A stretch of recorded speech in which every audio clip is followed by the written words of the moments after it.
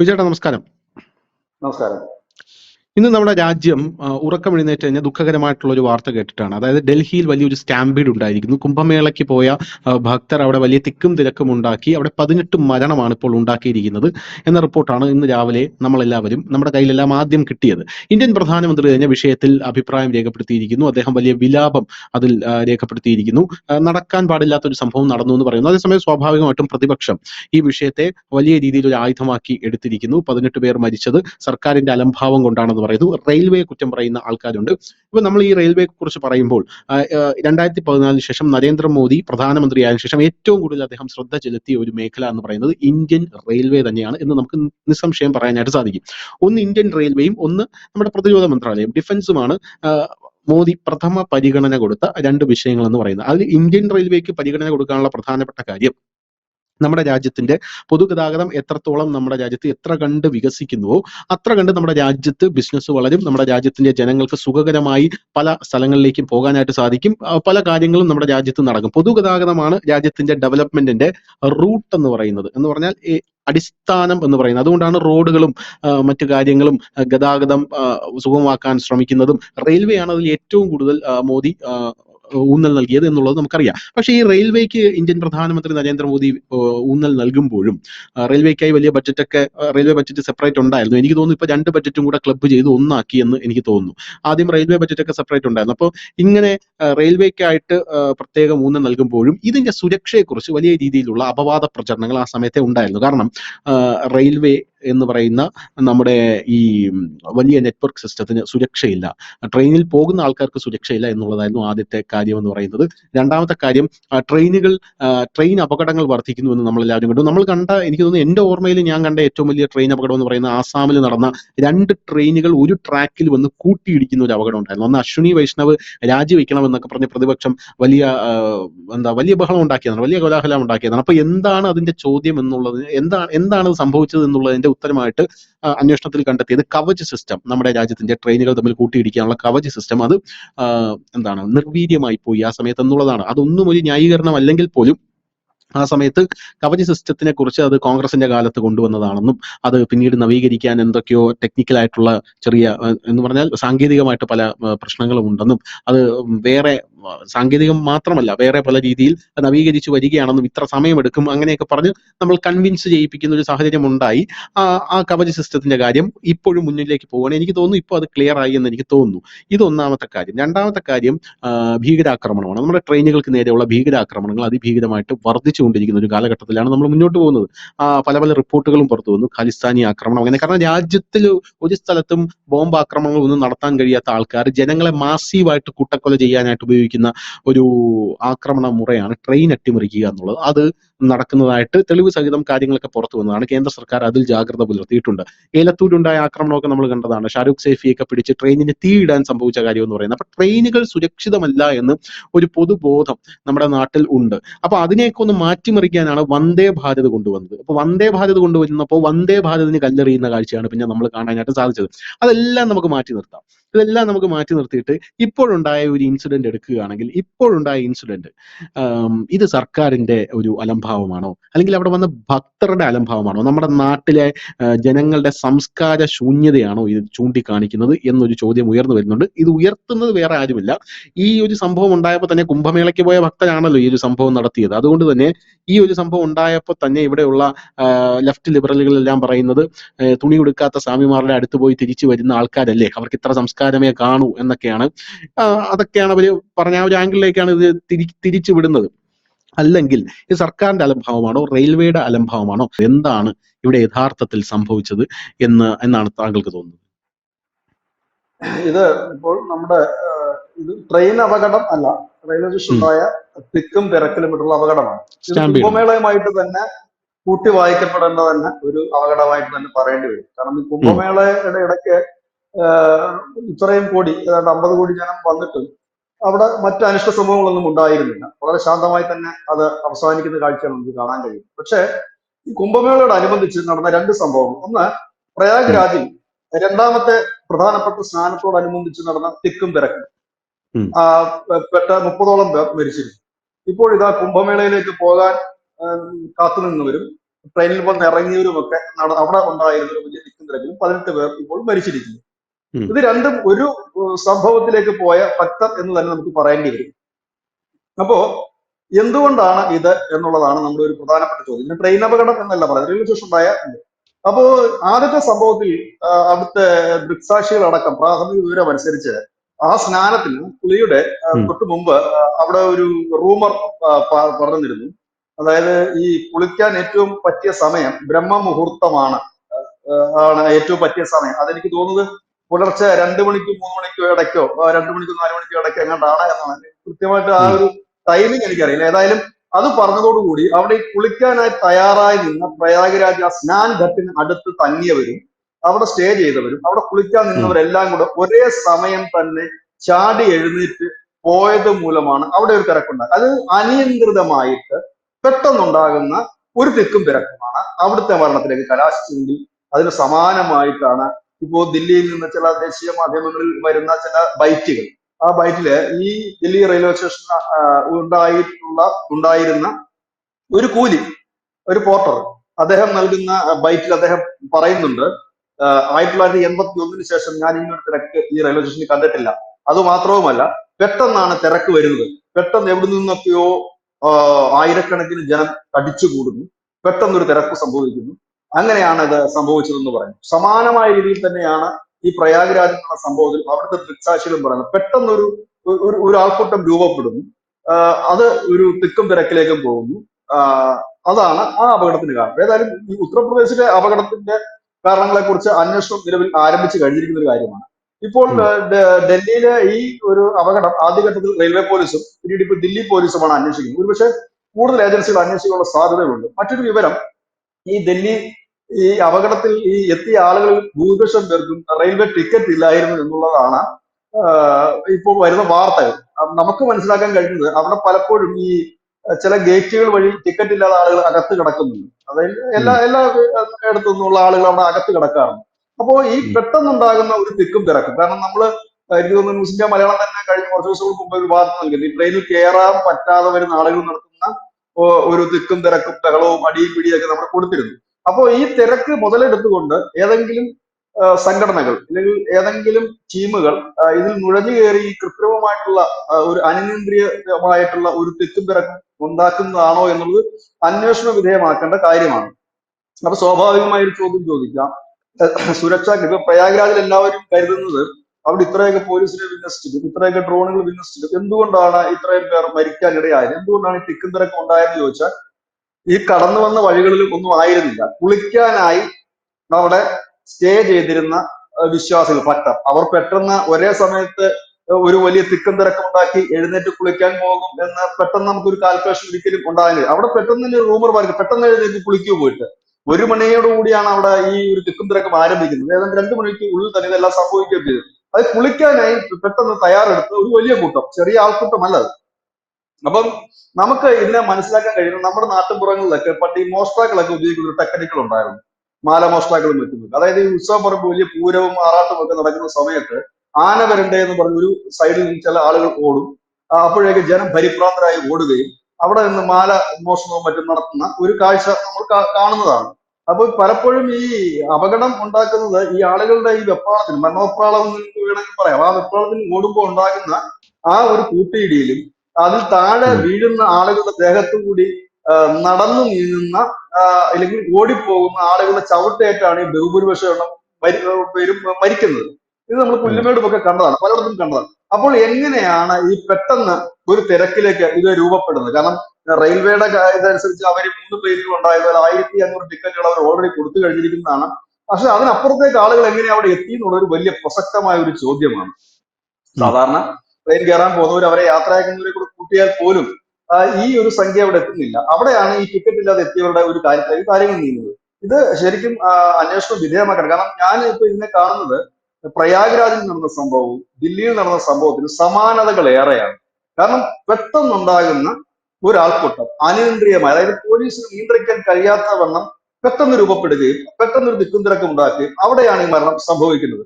ഇത് നമ്മളിപ്പോൾ ഈ അന്തർദേശീയ തലത്തിൽ തന്നെ നോക്കിക്കഴിഞ്ഞാൽ അറിയാം, ഈ ഭീകരവാദ സംഘടനകളോ ഭീകരവാദികളോ ഇപ്പോൾ ശ്രമിക്കുന്നത് ആൾക്കൂട്ടത്തിനടുക്കിലേക്ക് ട്രക്കുകൾ ഇടിച്ചു കയറ്റും. ഇതുപോലെയുള്ള ആൾക്കൂട്ടത്തെ കാരണം ബോംബും ഇല്ലെങ്കിൽ അതുകളൊക്കെ ഉള്ളതൊക്കെ ഇപ്പോൾ ഭീകരവാദികൾ ഉപയോഗിക്കാറില്ല, വളരെ കുറവാണ്. അവരെ സംബന്ധിച്ച് പറഞ്ഞു കഴിഞ്ഞാൽ ഇന്ത്യ പോലത്തെ ഒരു രാജ്യത്ത് ഈ സ്ഫോടക വസ്തുക്കൾ കൊണ്ടുവരാനും അത് ഘടിപ്പിക്കുവാനും, കാരണം ഇത് ഈ ബോംബുകൾ ഉണ്ടാക്കണമെങ്കിൽ വിദഗ്ധന്മാരായവരാണ് ഈ കൊണ്ടുവരുന്നത്. അത് ഈ ഭീകര സംഘടന എല്ലാവരും വിദഗ്ധരല്ല. അങ്ങനെയുള്ളവരെ കൊണ്ടുവന്ന് എത്തിച്ച് ഇത് കൊണ്ടുവരിക, അല്ലെങ്കിൽ ഒരു സ്ഥലത്തേക്ക് അത് എത്തിക്കുക. ഒരുപക്ഷെ അവർ ഉദ്ദേശിക്കുന്ന ഫലം ആ സ്ഫോടനത്തിൽ ഉണ്ടായി എന്ന് വരില്ല. അപ്പോൾ ഇതാകുമ്പോൾ വലിയ റിസ്ക് ഇല്ലാതെ തന്നെ ഇത്തരത്തിലുള്ള ആൾക്കൂട്ട മരണങ്ങൾ നടത്താൻ കഴിയും. ഇത് പ്രത്യേകിച്ച് ഈ അതെ അതെ കുംഭമേളയുമായി അനുബന്ധിച്ച് വരുമ്പോഴാണ് ഇതിന്റെ സംശയം ഒന്നുകൂടി ബലപ്പെടുന്നതാണ്. കാരണം കുംഭമേളയ്ക്ക് എതിരെ തന്നെ ഒരു വലിയ വിഭാഗം ഇന്ത്യക്ക് അകത്തും പുറത്തും നിന്ന് അതിനെ ഇകഴ്ത്തി കാണിക്കാനും താറടിക്കാനും ഒരു വലിയ ശ്രമം നടത്തുന്നുണ്ടായിരുന്നു. ആ ശ്രമങ്ങൾ പാളി പോയതിന്റെ ഒരു പരിണത ഫലമായിട്ട് നമുക്ക് ഇതിനെ കാണാൻ കഴിയും. ഏതായാലും ഉം. കേന്ദ്ര സർക്കാർ വളരെ ഗൗരവത്തിൽ തന്നെയാണ് ഇത്തരം കാര്യങ്ങളിലേക്ക് അന്വേഷണം പോകുന്നത്. ഏതായാലും CCTV അടക്കം പരിശോധിക്കുമ്പോൾ എങ്ങനെയാണ് ഈ പെട്ടെന്നുള്ള ഈ തിരക്ക് ഉം. എന്നുള്ളത് കണ്ടെത്തേണ്ടി വരും. ഈ തിരക്ക് എങ്ങനെ രൂപപ്പെട്ടെന്ന് അറിയേണ്ടത് വരും. ഏതായാലും ഇനി നമുക്ക് ലഭിക്കേണ്ടതായിട്ടുള്ള ഒരു വലിയ വിവരം എന്ന് പറഞ്ഞാൽ പ്രയാഗ്രാജ് എന്നുള്ളൊരു വിവരം കൂടിയാണ്. കാരണം അവിടെ എങ്ങനെയാണ് ഉം. എന്നുള്ളത്, കാരണം യോഗി പറഞ്ഞു കഴിഞ്ഞിരിക്കുന്നത് ഇത് എങ്ങനെയാണ് സംഭവിച്ചെന്നുള്ള സമഗ്രമായ ഒരു അന്വേഷണ റിപ്പോർട്ട് കിട്ടിയതിന് ശേഷം. കാരണം ഇപ്പോഴത് UP സർക്കാർ അതിനെക്കുറിച്ചൊന്നും പറയാത്തത് കുംഭമേള അവസാനിച്ചിട്ടില്ലാത്തത് കൊണ്ട് മാത്രമാണ്. ഉം. അത് പൂർണ്ണമായി അവസാനിച്ചതിന് ശേഷം അതിന്റെ ഒരു കൃത്യമായ ഒരു വിവരം അവിടുത്തെ സർക്കാർ നൽകുമെന്ന് പ്രതീക്ഷിക്കുന്നു. ഒപ്പം തന്നെ ഈ ദില്ലിയിലെ കാര്യങ്ങൾ, കാരണം ഇതിനു മുൻപ് ഈ കഴിഞ്ഞ ഒരു വർഷക്കാലത്തിന് ഏറെയായി ഇന്ത്യൻ റെയിൽവേ അട്ടിമറിക്കുവാൻ വേണ്ടി വലിയ ശ്രമങ്ങൾ നടക്കുന്നു. ഈ പാകിസ്ഥാനിലുള്ള ഒരു മതപണ്ഡിതൻ അദ്ദേഹത്തിന്റെ യൂട്യൂബ് ചാനലിലൂടെ ട്രെയിനുകൾ അട്ടിമറിക്കുന്നതിനെ കുറിച്ച് ഒരു ട്രെയിനിങ് കൊടുത്തിരുന്നു. ഈ ട്രെയിനിങ് UP-ലെ മതപാഠശാലകളിൽ നിന്നും അവിടുത്തെ അധ്യാപകർ ഇത് കുട്ടികൾക്ക് അയച്ചു കൊടുത്ത് പഠിപ്പിക്കുന്നതിന്റെ ഉം. ദൃശ്യങ്ങളടക്കം കിട്ടുകയും അവരെ അറസ്റ്റ് ചെയ്യുകയും ചെയ്തിട്ടുണ്ട്. അത്തരം വാർത്തകൾ നമ്മൾ കണ്ടിരുന്നതാണ്. ഇവിടെ അതെ അതായത് ഈ റെയിൽവേ ട്രാക്കില് ഗ്യാസ് കുറ്റി, സൈക്കിൾ അങ്ങനെയുള്ളവ വെച്ചിട്ട് അവയെ ആക്രമിക്കുന്ന രീതിയായിരുന്നു. അങ്ങനെ ട്രെയിൻ അപകടം ഉണ്ടാക്കുക, വലിയ ഒരു കാഷ്വാലിറ്റി ഉണ്ടാക്കുക എന്നുള്ളതാണ് ലക്ഷ്യം. അപ്പൊ ഇതെല്ലാം കൂടെ ചേർത്ത് വായിക്കപ്പെടേണ്ടതാണ്. സമഗ്രമായ അന്വേഷണം മുൻപോട്ട് പോകേണ്ടതാണ്. പിന്നെ സ്വാഭാവികമായി പ്രതിപക്ഷം പറയുന്നതിൽ തെറ്റൊന്നുമില്ല. കാരണം അവരുടെ രാഷ്ട്രീയപരമായ ധർമ്മമാണ് ഭരണകക്ഷിയെ വിമർശിക്കുക എന്നുള്ളത്. അതിനകത്ത് നമുക്ക് തെറ്റ് പറയാൻ കഴിയില്ല. കാരണം അത് അവരുടെ ഒരു ഉം. ഡ്യൂട്ടിയുടെ ഭാഗമായിട്ട് അത് കരുതേണ്ടി വരും. പക്ഷെ അതിനെ കുംഭമേളയുമായി കൂട്ടിക്കെട്ടിക്കൊണ്ടാണ് ഇപ്പോൾ പലരും രംഗത്ത് വരുന്നത്. അതായത് ഈ കുംഭമേളയുടെ ഒരു എന്താണ് പറയുന്നത്, ഒരു രീതിയിലാണ് ഇതിനെ പലരും കാണുന്നത്. ഈ രണ്ട് സംഭവത്തിലും സമാനതകൾ ഉണ്ട് എന്ന് വിശ്വസിക്കാനാണ് ഞാൻ ആഗ്രഹിക്കുന്നത്. കാരണം രണ്ടും ഒരേപോലെ തന്നെയാണ്. പെട്ടെന്നുണ്ടായ ഒരു തിക്കും തിരക്കും അതിൽപ്പെട്ട ഉം. ആളുകൾ മരണമടയുന്ന ഒരു കാഴ്ച. ഏതായാലും രാജ്യത്തിന്റെ തലസ്ഥാനത്ത് തന്നെയാണ് അത് നടന്നിരിക്കുന്നത് എന്നുള്ളത് കൊണ്ട് തന്നെ ഇതിന് വളരെ ഗൗരവതരമായ ഒരു കാര്യമാണ്. കാരണം നമ്മുടെ രാജ്യത്തെ സംബന്ധിച്ച് ഈ ആൾക്കൂട്ടങ്ങൾ കൂടുന്ന അനവധി ആഘോഷങ്ങൾ രാജ്യത്തെമ്പാടുമുണ്ട്. അത് കാശ്മീർ മുതൽ കന്യാകുമാരി വരെ ഉത്സവങ്ങളുണ്ട്, അനവധി ഉത്സവങ്ങളുണ്ട്. അത് എല്ലാ മതസ്ഥരുടെയും ഉണ്ട്, ക്രിസ്ത്യാനികളുടെ ഉണ്ട്, മുസ്ലിം വിഭാഗത്തിന്റെ ഉണ്ട്, സിഖ് വിഭാഗത്തിന്റെ ഉണ്ട്, ഹിന്ദുക്കളുടെ എല്ലാ വിഭാഗത്തിന്റെയും. അങ്ങനെയുള്ള ആൾക്കൂട്ടങ്ങൾക്കിടയിലേക്ക് ഇത്തരത്തിലുള്ള ഒരു തിക്കും തിരക്കുകളും കൃത്രിമമായി സൃഷ്ടിക്കപ്പെടുന്നതും ഇത്തരത്തിലേക്ക് വിരൽ ചൂണ്ടേണ്ട ഒരു കാര്യമാണ്. ഭീകരവാദം എന്ന് ഇതില് പറയുന്നത് തോക്കും ബോംബും മാത്രമല്ല. വേറൊരു പ്രധാനപ്പെട്ട ഒരു കാര്യം, ഇതിലൊരു ദൃക്സാക്ഷികളുടെ മൊഴിയൊക്കെ ഇപ്പൊ പുറത്തു വന്നിട്ടുണ്ട്. ഈ ദൃക്സാക്ഷികളെല്ലാം പ്രധാനമായിട്ടും പറയുന്നത് അവിടെ ഒരുപാട് ആൾക്കാർ പ്ലാറ്റ്ഫോം നമ്പർ 10-ലോ 1-ലോ എന്തോ നിൽക്കുകയായിരുന്നു. 13-14 13, 14 നിൽക്കുകയായിരുന്നു. പെട്ടെന്നാണ് ഈ പ്ലാറ്റ്ഫോമിൽ വരുന്ന ട്രെയിൻ 16-ാമത്തെ പ്ലാറ്റ്ഫോമിലേക്ക് വരികയാണ് എന്ന മെസ്സേജ് വന്നത്. അപ്പൊ അങ്ങനെ ഒരു മെസ്സേജ് വന്നപ്പോഴാണ് എല്ലാവരും കൂടെ പെട്ടെന്ന് ചാടി ഇറങ്ങി ഓടിയത്. അങ്ങനെയാണ് ഈ ഒരു സ്റ്റാമ്പീഡ് ഉണ്ടായത് എന്നാണ് ഇവരൊക്കെ പറയുന്നത്. ഈ ദൃക്സാക്ഷികളുടെ വിവരം അങ്ങനെയാണ്. എന്തായാലും ഇനി അന്വേഷിച്ചു വരുമ്പോഴേ ഇപ്പൊ എന്താണ് ഇതിന്റെ പിന്നിൽ യഥാർത്ഥത്തിൽ നടന്നത് എന്ന് നമുക്ക് മനസ്സിലാക്കാനായിട്ട് സാധിക്കും. ഇപ്പൊ സ്വാഭാവികമായിട്ടും ഇങ്ങനെ ഒരു ആക്സിഡന്റ് ഉണ്ടാവുമ്പോൾ ഇതിന്റെ പ്രൈമറി ഉത്തരവാദിത്വം അല്ലെങ്കിൽ കൾപ്രിറ്റ് എന്ന് പറയുന്നത് സർക്കാർ തന്നെയാണ് എന്നുള്ള കാര്യത്തിൽ തർക്കമില്ല. കാരണം കുംഭമേളയിൽ 45 കോടി ആൾക്കാർ വരും എന്നുള്ളത് തന്നെ സർക്കാരിന് അറിയാമായിരുന്നു. പിന്നീട് അത് 50 ആയി 55 കോടിയിലേക്ക് ഇപ്പൊ കടക്കുകയാണ്. അപ്പൊ അങ്ങനെ ഒരു കൃത്യമായിട്ടുള്ള ഒരു ധാരണ ഉണ്ടായിരുന്നു. ഇങ്ങനെ ധാരണ ഉണ്ടായിട്ടും എന്തുകൊണ്ടാണ് സർക്കാർ കൃത്യമായിട്ടുള്ള പ്രിക്കോഷൻസ് എടുത്തില്ല എന്നുള്ള ഒരു ചോദ്യം അവിടെ ഉയരുന്നുണ്ട്. പക്ഷേ സർക്കാരിന്റെ ഭാഗത്തു നിന്നുള്ള വിശദീകരണങ്ങൾ എന്ന് പറഞ്ഞു കഴിഞ്ഞാൽ ഞങ്ങൾ പ്രിക്കോഷൻസ് അതിന്റെ മാക്സിമം എടുത്തു കഴിഞ്ഞു. അതിന്റെ മാക്സിമം എടുത്തു കഴിഞ്ഞ ശേഷവും അതിനെയും കവച്ചു വെച്ചുകൊണ്ട് കുംഭമേളയിലേക്ക് ആൾക്കാർ ഒഴുകിയെത്താൻ തുടങ്ങി എന്നുള്ളതാണ് സർക്കാരിന്റെ ഒരു വിശദീകരണം എന്ന് പറയുന്നത്. ഇപ്പോ ഇത്തരത്തിലുള്ള ഒരു അതിഭീകരമായിട്ടുള്ള ഒരു ജനത്തിരക്ക് ഇതിൽ ഞങ്ങൾ പ്രതീക്ഷിച്ചതിനെക്കാട്ടിലും കൂടുതൽ ജനത്തിരക്ക് അവിടെ വന്നു എന്നുള്ളതാണ് സത്യം പറഞ്ഞാൽ സംഭവിച്ചത്. ഇനി രണ്ടാമത്തെ കാര്യം, അവിടെയുള്ള ബിജുചേട്ടൻ പറഞ്ഞതുപോലെ അവിടെയുള്ള പല ആൾക്കാരുടെയും വിശ്വാസമാണോ അല്ലെങ്കിൽ അവർക്കിടയിലേക്ക് ആ സ്പോട്ടിൽ വെച്ച് പറഞ്ഞു വരുത്തിയതാണോ എന്നറിയില്ല. അവരോടെല്ലാം പറയുന്നത് നിങ്ങൾ ഇന്ന സ്ഥലത്ത് പോയി സ്നാനം ചെയ്ത് ഇത്ര സമയത്ത് അവിടെ നിന്നാൽ മാത്രമേ നിങ്ങൾക്ക് അതിന്റെ പുണ്യം ലഭിക്കൂ എന്നാണ് അവർക്കിടയിലൊക്കെ ഉണ്ടായിരുന്ന പ്രചരണം. അതുകൊണ്ടാണ് ഉത്തർപ്രദേശിലെ മന്ത്രിമാരടക്കം പറഞ്ഞത് നിങ്ങൾ ഇവിടെ തന്നെ വന്ന് മുങ്ങണമെന്നില്ല, നിങ്ങൾ ഗംഗയിലെ ഏത് ഭാഗത്ത് പോയി, ഗംഗ ആയിരുന്നാൽ മതി, അവിടെ ഏത് ഭാഗത്ത് പോയി മുങ്ങിയാലും കുംഭമേളയിൽ പങ്കെടുത്തതിന് തുല്യമാണ് എന്ന് മന്ത്രിമാർക്ക് പറയേണ്ടി വന്നത് അതുകൊണ്ടാണെന്നാണ് ഞാൻ മനസ്സിലാക്കുന്നത്. അപ്പോ ഇങ്ങനത്തെ ഒരു സാഹചര്യത്തില് ഈ കാഷ്വാലിറ്റീസ് ഒക്കെ എവിടെ ഉണ്ടാവുമല്ലോ. ഇപ്പൊ നമ്മള് മക്ക മദീനയിലേക്ക് പോകുമ്പോൾ അവിടെ കെട്ടിടം തകർന്നു വീണ് എത്ര പേര് ഒരു സമയത്ത് മരിച്ചിരുന്നു. ഈ റീസെന്റ് ആയിട്ടാണ് തീപിടുത്തം കെട്ടിടം തകർന്നു മരിച്ചു, തീപിടുത്തം തീപിടുത്തം തകർന്നു മരിച്ചു. കഴിഞ്ഞ വർഷമാണോ കഴിഞ്ഞ വർഷമാണെന്ന് തോന്നുന്നു. അതായത് ഈ അതിഭീകരമായിട്ടുള്ള ചൂട് കാരണം 100-150 പേര് ഒരുമിച്ച് മരിക്കുന്ന ഒരു കാഴ്ചയുണ്ടായി. അപ്പോ അങ്ങനത്തെ സാഹചര്യങ്ങളുണ്ടായി. വളരെ ഓർഗനൈസ്ഡ് ആയിട്ട് നടത്തുന്ന എന്താണ് ഇത്തരം കാര്യങ്ങളിൽ പോലും ഇത്തരത്തിലുള്ള അപകടങ്ങൾ സ്വാഭാവികമായി സംഭവിക്കാറുണ്ട് എന്നുള്ളതാണ് ഒരു വസ്തുത എന്ന് പറയുന്നത്. പിന്നെ ഇത് അസ്വാഭാവികമായി മാറുന്നത് ഈ മരണത്തിന്റെ എണ്ണം കൂടുമ്പോഴാണ് എന്നുള്ളതാണ് എനിക്ക് തോന്നുന്നത്. അപ്പൊ ഇങ്ങനെയുള്ള ഒരു വിഷയത്തിൽ ഞാൻ ചോദിക്കുന്നത്, ഈ റെയിൽവേ എന്ന് പറയുന്നത് നമ്മുടെ നാട്ടിലെ പാവപ്പെട്ട ജനങ്ങൾ, സാധാരണക്കാരായിട്ടുള്ള ജനങ്ങൾ ഏറ്റവും കൂടുതൽ ആശ്രയിക്കുന്നത് റെയിൽവേ ആണ്. എനിക്കിപ്പോ മനസ്സിലാവുന്ന ബിജുട്ടാ, ഈ റെയിൽവേക്ക് എന്താണ് ഒരു കുത്തഴിഞ്ഞ് കിടക്കുന്ന ഒരു സംവിധാനമാണ് നമ്മുടെ റെയിൽവേ സ്റ്റേഷനുകളും. ഇനി രണ്ടാമത്തെ വിഷയം എന്ന് പറയുന്നത് നമ്മുടെ നാട്ടിലെ ജനങ്ങൾ നമ്മുടെ ഇന്ത്യൻ റെയിൽവേ ട്രീറ്റ് ചെയ്യുന്ന രീതി എന്ന് പറഞ്ഞാൽ വളരെ പരിതാപകരമാണ്. യഥാർത്ഥത്തിൽ ഈ നോർത്ത് ഇന്ത്യൻ ബ്ലോക്സ് ഒക്കെ ഇന്ത്യൻ റെയിൽവേയെ കുറിച്ച് കാണുമ്പോൾ എനിക്ക് തോന്നുന്നത് സഞ്ചരിക്കുന്ന ഒരു സെപ്റ്റിക് ടാങ്ക് പോലെയാണ് ഈ റെയിൽവേ ഒക്കെ. കാരണം അവർക്ക് റെയിൽവേസിനെ പരിപാലിക്കാൻ സാധിക്കുന്നില്ല. യാതൊരുവിധ അച്ചടക്കമില്ലാതെയാണ് നമ്മളെ ജനങ്ങൾ റെയിൽവേയോട് പെരുമാറുന്നത് എന്നുള്ളത് വേറൊരു കാര്യമാണ്. അപ്പോൾ ഒന്നാമത്തെ കാര്യം, നമ്മൾ ഇതിനെയൊക്കെ ഒന്ന് സുരക്ഷിതമാക്കി എടുക്കാൻ, ഈ ഹ്യൂജ് പോപ്പുലേഷനാണ് ഇതിനൊക്കെ ഒരു കാരണം എന്ന് പറയുന്നത്. ഇപ്പൊ നമ്മൾ വേറെ ഏതെങ്കിലും വിദേശ രാജ്യത്ത് പോയിട്ട് കണ്ടോ ഇവിടുത്തെ റെയിൽവേ ഇങ്ങനെയാണ് എന്ന് പറഞ്ഞു കഴിഞ്ഞാൽ അതിന്റെ പ്രധാനപ്പെട്ട കാരണം അവിടെ അത്ര പോപ്പുലേഷൻ ഇല്ല, ആ പോപ്പുലേഷൻ വളരെ കുറവാണ്. എന്നാൽ നമ്മൾ ചൈനയിലേക്ക് നോക്കിക്കഴിഞ്ഞാൽ ചൈനയാണല്ലോ ലോകത്തിൽ ഏറ്റവും കൂടുതൽ ആൾക്കാരുള്ള രാജ്യമായിട്ടിരിക്കുന്നത്. അവിടുത്തെ റെയിൽവേ സ്റ്റേഷൻസും അവിടുത്തെ കാര്യങ്ങളൊക്കെ എന്ത് സുഖകരമായിട്ടിരിക്കുന്നത്. എങ്ങനെ നമ്മൾ ഇതിനൊന്ന് ഓർഗനൈസ് ചെയ്യും? ബിജുചേട്ടൻ കുറെ നാൾ നോർത്ത് ഇന്ത്യയിലൊക്കെ ഉണ്ടായിരുന്നതാണല്ലോ, എങ്ങനെ നമ്മൾ ഇത് ഓർഗനൈസ് ചെയ്യാൻ എന്തെങ്കിലും വഴിയുണ്ടോ ഇതിന്?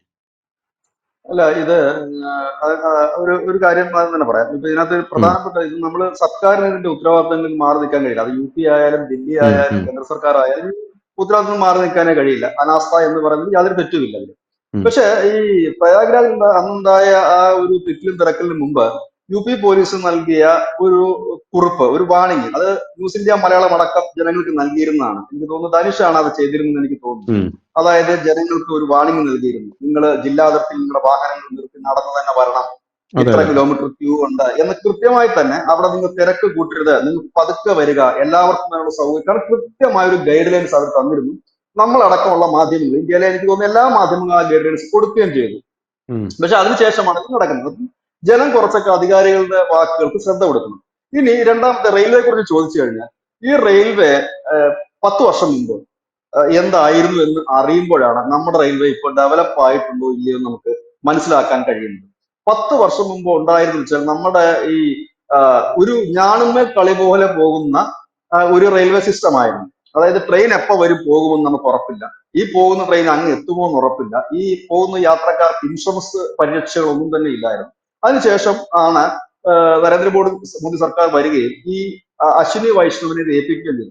അശ്വിനി വൈഷ്ണവ് ബേസിക്കലി ഒരു പൊളിറ്റീഷ്യൻ അല്ല, അയാളൊരു ഉദ്യോഗസ്ഥനാണ്. അദ്ദേഹം ഒരു എനിക്ക് തോന്നുന്നു IIT ബിരുദധാരി കൂടിയാണ് അദ്ദേഹം എന്നാണ് എനിക്ക് മനസ്സിലായത്.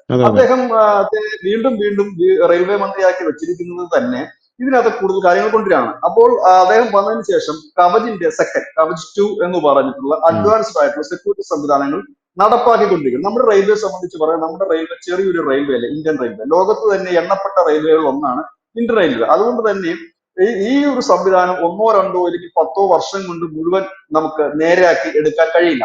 ഇപ്പോൾ നമ്മൾ അതിന്റെ ഭാഗമായിട്ട് തന്നെ സുരക്ഷ വർദ്ധിപ്പിക്കുന്നതിന്റെ ഭാഗമായിട്ട് കവച് 2 അടക്കമുള്ളവ കൊണ്ടുവന്നു. അതിനകത്ത് നമുക്ക് കുറെ അധികം പ്രശ്നങ്ങൾ അഭിമുഖീകരിക്കുന്നുണ്ട്. ഒന്ന്, നമ്മുടെ ഇന്ത്യയിലെ എല്ലാ റെയിൽവേകളും ഇലക്ട്രിഫിക്കേഷൻ പൂർത്തിയായിട്ടില്ല.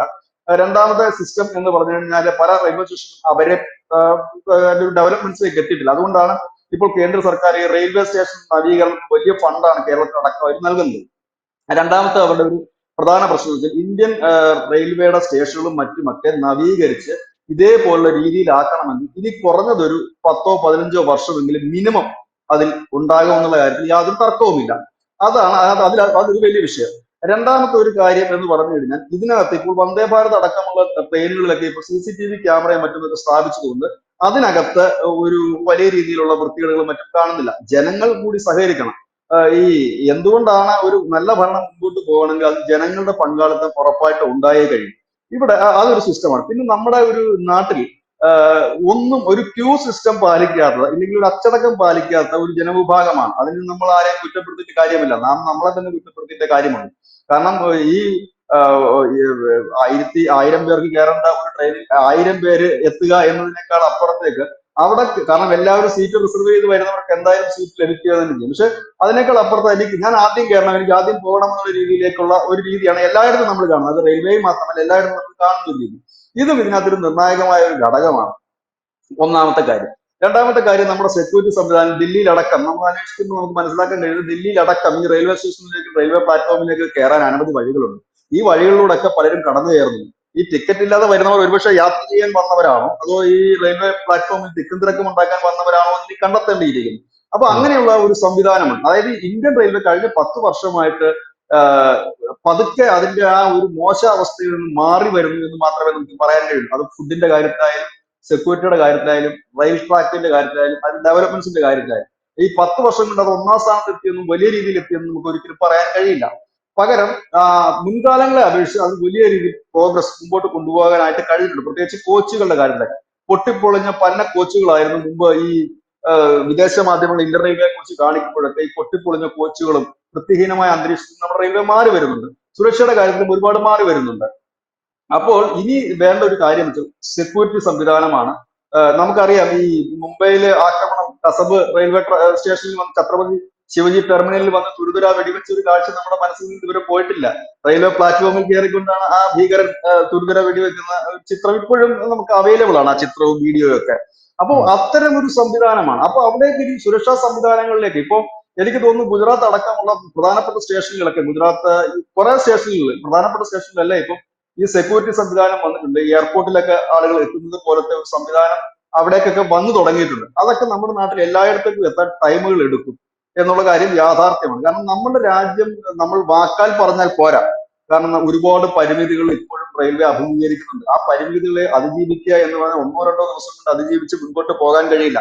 അതിന് ടൈം എടുക്കും. 10 വർഷം കൊണ്ട് നമുക്കിപ്പോൾ ഒരു വലിയ പരിധി വരെ നമുക്കതൊരു മുന്നേറ്റം ഉണ്ടാക്കാൻ കഴിയും. പ്രത്യേകിച്ച് കോച്ചുകളുടെ കാര്യത്തിൽ, സുരക്ഷ ഉള്ള കോച്ചുകൾ, വൃത്തിയുള്ള കോച്ചുകൾ, ഒപ്പം തന്നെ ഈ റെയിൽവേ യാത്രക്കാർക്ക് വലിയ രീതിയിലുള്ള ഇൻഷുറൻസ് പരിരക്ഷ നമുക്ക് കൊടുക്കാൻ കഴിയും. ഒപ്പം തന്നെ ഇപ്പോൾ നമുക്ക് പഴയതുപോലെയല്ല, ട്രെയിനിൽ യാത്ര ചെയ്തിട്ട് എന്തെങ്കിലുമൊക്കെ നമുക്കൊരു അസ്വസ്ഥതയൊക്കെ തോന്നിക്കഴിഞ്ഞാൽ നമുക്ക് ബന്ധപ്പെടാനുള്ള ഡോക്ടർമാർ, അടുത്ത സ്റ്റേഷനിലൊക്കെ ഡോക്ടർമാരൊക്കെ അവൈലബിൾ ആയിക്കൊണ്ടൊരു രീതിയുണ്ട്. ഒപ്പം തന്നെ ഈ സെക്യൂരിറ്റി ഫോഴ്സിനെ അവരപ്പം കൂട്ടിയിട്ടുണ്ട്. പക്ഷെ ഇതൊന്നും ഈ അപകടങ്ങൾ കുറയ്ക്കാൻ പര്യാപ്തമല്ല എന്നുള്ളതാണ് ദില്ലി വീണ്ടും തെളിയിക്കുന്നത്. കാരണം ഇങ്ങനെയുള്ള തിരക്കുകളും കാര്യങ്ങളും നടക്കുമ്പോൾ അത് സിസ്റ്റമാറ്റിക് ആയിട്ട് കൈകാര്യം ചെയ്യുന്നതിൽ പാളിച്ച പറ്റി എന്ന് തന്നെ നമുക്ക് പറയേണ്ടി അല്ല, വരും. കാരണം ഓരോ സൗകര്യങ്ങൾ കൂട്ടിക്കൊടുക്കുമ്പോഴും നമ്മുടെ ജനങ്ങള് ഒരു ഒരു ന്യൂ നോർമലിലേക്ക് പോയി നിൽക്കുകയാണ്. ഇപ്പോ ഉദാഹരണത്തിന് ഒരു പ്ലാറ്റ്ഫോം ഉണ്ടായിരുന്ന സമയത്ത് അവിടെ തിങ്ങി നിറഞ്ഞ് ജനങ്ങൾ നിൽക്കുന്നത് നമ്മൾ കാണും. നമ്മൾ കാണുമ്പോൾ നമ്മൾ വിചാരിക്കും, ഓ ഇനിയിപ്പോ ഇവിടെ നിൽക്കാനേ സ്ഥലമില്ല, ഇവിടെ ഇത്ര ആൾക്കാർക്ക് മാത്രമേ കപ്പാസിറ്റി ഉള്ളൂ എന്ന് വിചാരിക്കും. എന്നാൽ ഒരു 3 പ്ലാറ്റ്ഫോം അപ്പുറത്തും ഇപ്പുറത്തും കൂടെ കെട്ടിക്കൊടുത്തു കഴിഞ്ഞാൽ പിന്നീട് നമ്മൾ കാണുന്നത് ഈ ഒരു പ്ലാറ്റ്ഫോമിൽ നിൽക്കുന്ന ആൾക്കാർ 3ലും കൂടെ സൗകര്യമായിട്ട് നിന്നോട്ടെ എന്ന് വിചാരിക്കുമ്പോൾ 3ഉം തിങ്ങി നിൽക്കുന്ന കാഴ്ചയായിരിക്കും പിന്നീട് നമ്മൾ. പിന്നെ ഒരു 5 പ്ലാറ്റ്ഫോമിലേക്ക് നമ്മൾ പോകേണ്ട ഒരു കാഴ്ചയാണ് കാണേണ്ടത്. അപ്പൊ വന്ദേ ഭാരത് വന്നപ്പോഴും അതുപോലെയല്ലേ നടക്കുന്നത്. വന്ദേ ഭാരത് വന്നപ്പോൾ നമ്മൾ വിചാരിച്ചത് എന്താണ്, ഇനി ജനങ്ങൾ സൗകര്യമായിട്ട് പൊക്കോട്ടെ, നല്ല രീതിയിൽ പൊക്കോട്ടെ എന്ന് വിചാരിക്കുമ്പോൾ ഇപ്പോ വന്ദേ ഭാരതിനെ ആക്രമിച്ചു തുടങ്ങിയിരിക്കുകയാണ്. വന്ദേ ഭാരത് ആക്രമണം അങ്ങനത്തെ, അതായത് ഒരു സൗകര്യം അവർക്ക് ചെയ്തു കൊടുക്കുമ്പോൾ യഥാർത്ഥത്തിൽ അവർ ഒരു ന്യൂ നോർമലിലേക്ക് പിന്നീട് പോയി നിൽക്കുകയാണ്. ഞങ്ങൾക്ക് ഇത്രയും പോരാ, ഞങ്ങൾക്ക് ഇനിയും വേണം. എന്നാൽ ഇതുപോലും അവർക്ക് അഡ്ജസ്റ്റ് ചെയ്യാൻ എന്ന് പറഞ്ഞാൽ ഇതിന് ഈ സൗകര്യത്തോട് പോലും അവർക്ക് മാന്യമായിട്ട് പെരുമാറാൻ പറ്റിയിട്ടില്ല. നമ്മുടെ പോപ്പുലേഷന്റെ ഒരു ഡീമെറിറ്റ് കൂടെയാണെന്നാണ് ഞാനത് മനസ്സിലാക്കുന്നത്. ഇപ്പോൾ നമ്മളിപ്പോ എയർപോർട്ടിലൊക്കെ നമ്മൾ യാത്രയാക്കാൻ പോകാറുണ്ട്. പക്ഷെ അവരുടെ എൻട്രൻസിലേക്ക് കടന്നു കഴിഞ്ഞാൽ ആ വ്യക്തി ഒറ്റയ്ക്കാണ് അങ്ങോട്ടേക്ക് പോകുന്നത്. ഇവിടെ അങ്ങനെയല്ല. ഒരു വ്യക്തി പോകുമ്പോൾ ഒരുപക്ഷെ ഒരു നാടടക്കമാണ് വണ്ടിയും പിടിച്ചിട്ട് ഇയാളെ യാത്രയാക്കാൻ പോകുന്നത്. അവരുണ്ടാക്കുന്ന അതെ, ഒരു ബോഗിയിൽ 72 സീറ്റാണ് ഉള്ളത്. ആ 72 സീറ്റിന് പകരം ഇവരെ യാത്രയാക്കാൻ കൂടി വരുന്നവർ ഉൾപ്പെടെ വരുമ്പോൾ ഏകദേശം ഒരു 250 പേരെങ്കിലും ആ ഒരു ബോഗിയുടെ കാര്യമാണ് ഞാൻ പറഞ്ഞത്. മിനിമം 10 ബോഗി ഉണ്ടെങ്കിലുള്ള അവസ്ഥ ഒന്ന് ആലോചിച്ച് ആ പ്ലാറ്റ്ഫോമിലെ തിരക്ക്. അതാണ് അതുകൊണ്ടാണല്ലോ റെയിൽവേ പ്ലാറ്റ്ഫോം ടിക്കറ്റ് തന്നെ വെച്ച് അതിൽ നിന്ന് കുറെ ലാഭം ഉണ്ടാക്കാൻ ശ്രമിക്കുന്നത്. പക്ഷെ പ്ലാറ്റ്ഫോം ടിക്കറ്റ് പോലും ഇല്ലാതാണ് പലരും അവിടെ നിൽക്കുന്നത്. ഇനി ഇതിനേക്കാൾ വളരെ രസകരമായ കാഴ്ച നമുക്ക് കാണാൻ കഴിയും. ഈ നേതാക്കന്മാർ മറ്റുമൊക്കെ ദില്ലിയിലേക്കും അവിടെ ഇവിടെയൊക്കെ പോകുമ്പോൾ ഇപ്പൊ ആ കാഴ്ച കുറവാണ്. പക്ഷെ നോർത്ത് ഇന്ത്യയിൽ ഇപ്പോഴും ആ കാഴ്ചയുണ്ട്. നേതാക്കന്മാർ പോകുമ്പോൾ ഒരു ജാഥയായിട്ടാണ് വരുന്നത്, വലിയ റാലി ആയിട്ട് വരികയും അദ്ദേഹത്തെ ജയ് വിളിച്ചുകൊണ്ട് കയറ്റുകയും അദ്ദേഹത്തെ അതെ ജയ് അതെ വിളിച്ചുകൊണ്ട് ഇറക്കുകയും ചെയ്യുന്ന കാഴ്ച നമ്മുടെ കേരളത്തിലെ റെയിൽവേ സ്റ്റേഷനുണ്ട്. എത്രയോ ഉണ്ട് ഉണ്ട് ഉണ്ട്. നേതാക്കന്മാർ വന്നിറങ്ങുമ്പോൾ ഈ റെയിൽവേ പ്ലാറ്റ്ഫോമിലേക്ക് അണികൾ ചാടി വന്ന് ഇതൊക്കെ നമ്മൾ മനസ്സിലാക്കേണ്ട ഒരു കാര്യമാണ്. നമ്മളുടെ ഒരു യുക്തിയാണത്. അങ്ങനെ ഒരു ആളുകൾ യാത്ര ചെയ്യുന്നതാണ്. കാരണം ഇതൊരു ബസ്സിൽ യാത്ര ചെയ്യുന്നത് പോലെ തന്നെയാണ് ട്രെയിനിലും യാത്ര ചെയ്യുന്നത്. എന്തുകൊണ്ട് എയർപോർട്ടിലേക്ക് ഒരു കാര്യം ചെയ്യുന്നില്ല? അവിടെ നിയമം കുറച്ചുകൂടി കർശനമായതുകൊണ്ട് അകത്തേക്ക് കടത്തി വിടുന്നില്ല. ഇല്ലെങ്കിൽ ഈ ആളുകളെല്ലാം ഫ്ലൈറ്റിന് താഴെ പോയി ജയ് വിളിച്ച് കയറ്റിയാന്, ഇല്ലെങ്കിൽ യാത്രയാക്കാൻ പോയാല്. അപ്പം ഇത് നമ്മുടെ ഒരു സംസ്കാരത്തിന്റെ ഭാഗമാണ്. അത് മാറ്റിയേ മതിയാകും. കാരണം നമ്മൾ വിദ്യാസമ്പന്നരാണ് എന്നൊക്കെ പറയുമ്പോൾ പോലും ഇങ്ങനെയുള്ള ഒരുപാട് കാര്യങ്ങൾ വിദേശ രാജ്യങ്ങളിലൊക്കെ റെയിൽവേ സ്റ്റേഷനിൽ ആള് കയറുന്നതും വരുന്നതൊക്കെ നമ്മുടെ ബ്ലോഗർമാർ കാണിക്കുന്നുണ്ട്. എന്തുകൊണ്ടാണ് എന്ന് ചോദിച്ചാൽ അവിടുത്തെ ആൾക്കാര് കുറച്ചുകൂടി സ്റ്റാൻഡേർഡ് ആയിട്ട് ചിന്തിക്കുന്ന കൂടിയുണ്ട്. അതും കൂടെ നമ്മൾ പറയണമല്ലോ. അതല്ലാതെ അവിടുത്തെ എല്ലാ കാര്യങ്ങളും നമ്മൾ പറയുമ്പോൾ അത് എന്തുകൊണ്ടാണ് എന്ന് കൂടി നോക്കണം. അവിടെ വരുന്ന യാത്രക്കാർ, ആ യാത്രക്കാർ മാത്രമാണ് വരുന്നത്. അവർ അതിനകത്ത് കയറി അവരുടെ സീറ്റ് നമ്പറിലേക്ക് പോയി നിൽക്കുകയാണ് ചെയ്യുന്നത്. ഇവിടെ എന്ന് പറഞ്ഞാൽ കിട്ടുന്ന ബോഗിയിലേക്ക് ഇടിച്ച്, കാരണം എല്ലാ റെയിൽവേ സ്റ്റേഷൻ പ്ലാറ്റ്ഫോമിന്റെ മുകളിൽ ആ കോച്ച് നമ്പർ കൃത്യമായി എഴുതി വെച്ചിട്ടുണ്ട്. ആ കോച്ച് നമ്പർ എഴുതി വെച്ചിട്ട് തന്നെയാണ് ഈ കോച്ച് വന്ന് നിൽക്കുന്നത്. പക്ഷെ ഇതൊക്കെ നമുക്കറിയാം, ഇതെല്ലാം അറിഞ്ഞുകൊണ്ടാണ് നമ്മൾ പോകുന്നത്. പക്ഷെ നമുക്ക് ഈ ഇടിച്ച് അങ്ങോട്ട് വണ്ടി നിൽക്കുമ്പോഴേ തന്നെ ഇടിച്ചകത്ത് കയറി, കാരണം നമ്മൾ ബുക്ക് ചെയ്താണ്, നമ്മുടെ സീറ്റ് ആരും എടുത്തോണ്ട് പോകില്ല എന്നറിയാമെങ്കിൽ പോലും നമ്മൾ ഇടിച്ചത് കയറുന്ന ഒരു കാഴ്ച. ഇത് കേരളത്തിൽ പോലും നമ്മളിപ്പോ ഈ നോർത്ത് ഇന്ത്യയിൽ പറയുന്നുണ്ടല്ലോ, അപ്പൊ അവർക്ക് അറിവില്ലാഞ്ഞിട്ടാണ്, അവർക്ക് വിവരമില്ലാഞ്ഞിട്ടാണ് ഇടിച്ച് കയറുന്നത്. കേരളത്തിൽ എന്താ ഇടിക്ക് വല്ല കുറവുണ്ടോ?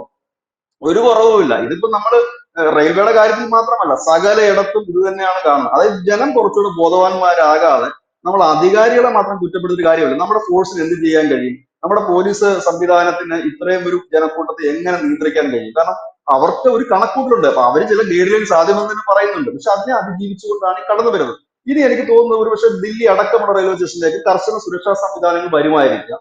ഒരുപക്ഷെ ഈ യാത്രയക്കാൻ വരുന്നവരുടെ എണ്ണം പരിമിതപ്പെടുത്തിയേക്കാം. ഒപ്പം തന്നെ സ്ക്വാഡുകൾ കൂടുതൽ രൂപീകരിച്ചുകൊണ്ട് പ്ലാറ്റ്ഫോം ടിക്കറ്റ് ഉള്ളവരെ ഇല്ലാത്തവരെ ഇടിക്കുന്നത് അതിപ്പോഴും നിലവിലുള്ളതാണ്. പക്ഷെ അതിന്റെ സംവിധാനം ഒരുപക്ഷെ കൂട്ടിയേക്കാം. അങ്ങനെയൊക്കെ കുറെ കാര്യങ്ങൾ സർക്കാരും അതിനോടൊപ്പം ജനം കൂടി നിൽക്കുമ്പോൾ മാത്രമേ ഇത് ഭംഗിയായി മുൻപോട്ട് ഓക്കെ. പോകും. ജനം സഹകരിക്കാതെ ഒരു കാര്യവും മുൻപോട്ട് പോവില്ല. നമ്മൾ ഇതൊക്കെ ഇവിടെ ഇരുന്ന് പറയുമെങ്കിലും നാളെ നമ്മളും ഒരു പക്ഷേ ഈ തിരക്ക് കാണുമ്പോൾ ചാടിക്കയറും. ഇതിനകത്ത് വളരെ സിമ്പിൾ ആയിട്ടൊരു കാര്യം കൂടെ ഉണ്ട്. നമ്മളെ ഈ വിവാഹത്തിന് ക്ഷണിക്കുമ്പോൾ അതിന്റെ സദ്യാലയത്തിൽ കിടന്ന് ഇടിക്കുന്ന ഇടി കണ്ടിട്ടുണ്ടോ? അയ്യോ. അതായത് ആ വിവാഹം വിളിക്കുന്ന ആൾ എന്തായാലും നമുക്ക് ഭക്ഷണം കൂടി തരുമെന്നുള്ള കാര്യം, എനിക്ക് ഭക്ഷണത്തിന് വേണ്ടി 5 മിനിറ്റ് വെയിറ്റ് ചെയ്താൽ ഒരു കുഴപ്പവുമില്ലെന്ന് ചിന്തിക്കാൻ എത്ര പേരുണ്ടാകും? അവിടെ എല്ലാവരും കൂടെ വന്ന് ഈ വിവാഹ മണ്ഡപത്തിൽ അല്ലെങ്കിൽ ആ സദ്യാലയത്തിന്റെ ഫ്രണ്ടിൽ ആ അടഞ്ഞ കതകിന് മുമ്പിൽ ഒരു വലിയ ജനക്കൂട്ടം ഉന്തും തള്ളുമാണ്.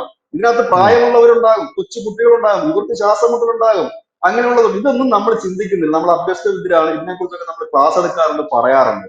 പക്ഷെ ഇങ്ങനെ അത് ഞാൻ പറഞ്ഞൊരു നിസ്സാര സംഭവത്തിന്റെ കാര്യമാണ് പറഞ്ഞത്. ഇത് എല്ലായിടത്തും ഈ സംഭവം നടക്കുന്നുണ്ട്. അതാണ് ഇതിന്റെ ഇത്. പക്ഷെ ഇതിനെ കുറിച്ച് ഇതിനകത്ത് സർക്കാരിന് ഒഴിഞ്ഞു മാറാൻ കഴിയില്ല. ഒപ്പം തന്നെ ഇതിന് ഒരു വിശദീകരണവും ഡീറ്റെയിൽസും ഒക്കെ വരും എന്ന് തന്നെ പ്രതീക്ഷിക്കുന്നു. ഇത് നമുക്കിപ്പം ഓക്കെ. ആരുടെയും മുതുകിൽ വെക്കാൻ കഴിയുന്ന സാധനമല്ല. സർക്കാരിനെ മാത്രം കുറ്റപ്പെടുത്താൻ കഴിയില്ല. ഇത് ജനങ്ങളും കൂടി സഹകരിച്ചെങ്കിൽ മാത്രമേ ഇത്തരം അപകടങ്ങളിൽ നിന്ന് ഒഴിയാൻ നമുക്ക് കഴിയുകയുള്ളൂ. താങ്ക് യു ബിജു ചേട്ടാ. Thank you so much.